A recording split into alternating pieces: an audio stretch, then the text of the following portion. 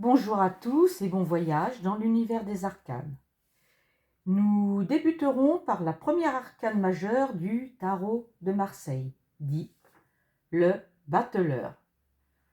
Appelé aussi le magicien, l'illusionniste, le zaori, Merlin, suivant bien sûr les tarots utilisés.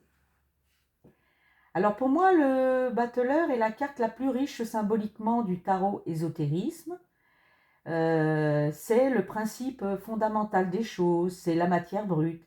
C'est à partir de là que tout se décide, se met en place. Alors, il permet d'atteindre ses objectifs, il insuffle l'élan, le discernement, l'idée de génie, celle qui nous manquait pour avancer. Il nous fait aussi découvrir le potentiel en nous. C'est aussi la décision, tout en gardant notre libre arbitre. On a toutes les cartes en main.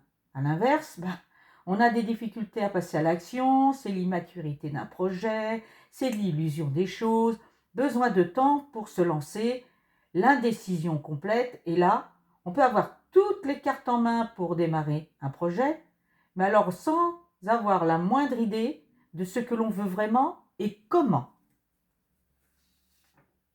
Maintenant, nous allons ensemble découvrir les points communs entre cette arcane, dit le battleur, et les autres symboles. Alors le battleur regroupe en lui les 4 éléments qui sont le feu, l'eau, l'air et la terre.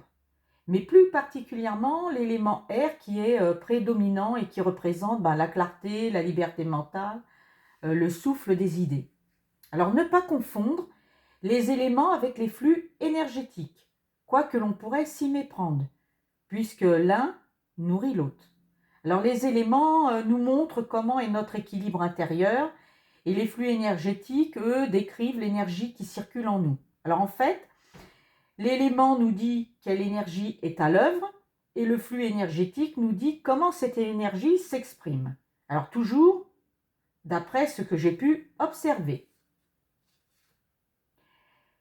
Dans mon approche, pour moi, le battleur a aussi un lien avec le premier chakra qu'on appelle chakra racine et qui est le premier chakra dans les traditions spirituelles du yoga et de l'hindouisme. En effet, le chakra racine est considéré comme la base, les fondations, alors pas étonnant qu'il se trouve à la base de la colonne vertébrale, pour ceux qui connaissent un peu.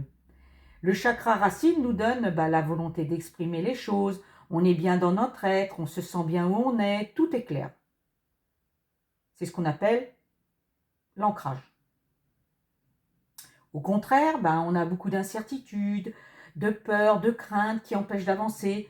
On est dans une impasse.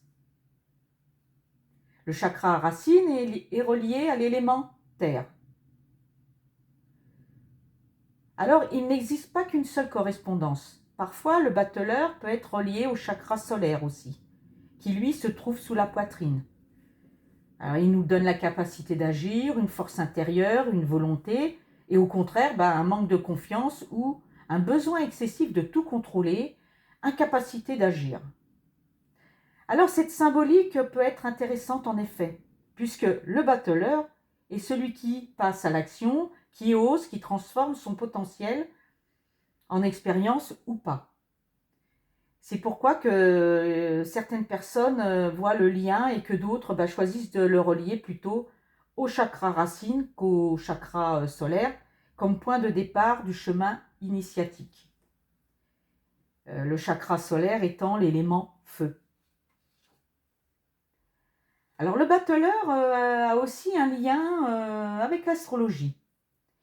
Il est lié en effet à la planète Mercure et, comme pour les chakras, là, à une autre planète, Mars. Mais c'est Mercure qui reste la planète principale. Alors il a une influence dans notre manière de penser. En fait, la planète Mercure, elle est l'intermédiaire entre la pensée et sa formulation. Alors selon son humeur, la planète Mercure montre la bonne direction ou pas. Bien disposée, elle nous donne la clarté mentale, on sait où on va. Et à l'inverse, c'est l'incompréhension, les malentendus, on est bloqué. De plus, la planète Mercure est associée avec 2 signes astrologiques, le Gémeaux et la Vierge. Alors le Gémeaux, bien disposé, on a le sens de l'action, vivacité d'esprit, les idées claires, et au contraire, on a du mal à se concentrer, on se disperse.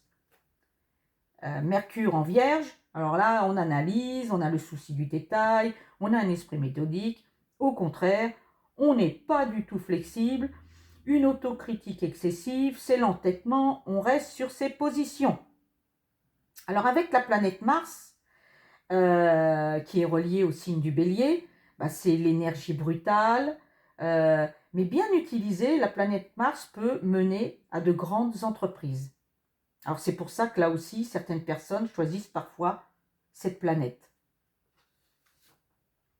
Alors comme vous avez pu le constater, les éléments analysés démontrent effectivement que des points communs entre les tarots et une approche dite spirituelle, psychologique, thérapeutique et personnelle existent.